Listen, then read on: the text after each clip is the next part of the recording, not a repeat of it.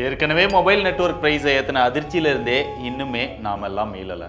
ஆனால் அதுக்குள்ள இன்னொரு சம்பவமா கேட்கும் போதே கொஞ்சம் கஷ்டமாக தான் இருக்கு. ஏர்டெல்லோட எம்டி என்ன சொல்றாருன்னா, எங்களோட ஃபினான்ஷியல் ஸ்டெபிலிட்டிக்காக இன்னமுமே பிரைஸை ஹைக் பண்ணணும் அப்படின்னு சொல்றாரு. அது மட்டும் இல்லாமல் குளோபல்லையே இந்தியாவோட ஏஆர்பியூ தான் ரொம்பவே கம்மியாக இருக்குதான்.